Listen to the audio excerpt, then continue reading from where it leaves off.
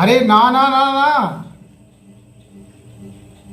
ওভাবে দুধ ঢাললে সনাতন ধর্ম রক্ষা হবে না।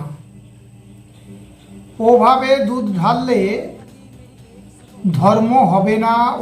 ওভাবে দুধ ঢাললে শিব সন্তুষ্ট হবে না। শিবকে সন্তুষ্ট করতে গেলে, ধর্ম করতে গেলে, আর সনাতন ধর্ম রক্ষা করতে গেলে শিবের প্রার্থনা করুন। আপনারা দুধ ঢালার ভিডিও দেন, হাঁটার ভিডিও দেন, গঙ্গা জল ঢালার ভিডিও দেন, ডাবের জল ঢালার ভিডিও দেন।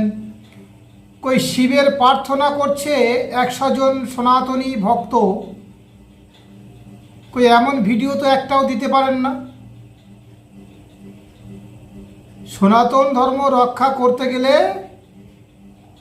দেবাদিদেব মহাদেবের গুণ অর্জন করতে হবে। আর গুণ অর্জন করার অর্থ হচ্ছে কৌশল হচ্ছে তার প্রার্থনা করা সম্মিলিতভাবে। শিব মন্দিরে গিয়ে 100, 200, 500, 5000 লোক একসাথে যদি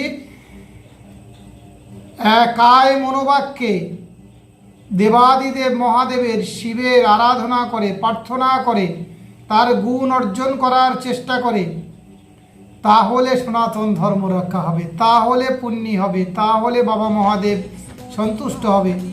সুতরাং লোক দেখানোর জন্য দুধ ঢেলে ভিডিও করে ফেসবুকে প্রচার করে কোনো লাভ নেই। আর আপনারা যারা শেয়ার করছেন, বিবেকের কাছে প্রশ্ন করুন কোনটা দরকার আর কোনটা দরকার নেই। সনাতন ধর্ম আজকের দিনের পর দিন ধ্বংস হয়ে যাচ্ছে।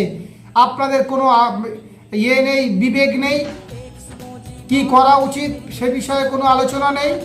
আমাদের আগামী প্রজন্ম কি শিক্ষা অর্জন করা দরকার সেগুলো বলার প্রয়োজন মনে করছেন না। আগে সেগুলো করুন সনাতন ধর্মকে রক্ষা করার জন্য। এই দুধ ঢালা বন্ধ করুন, লোক দেখানো পূজা বন্ধ করুন।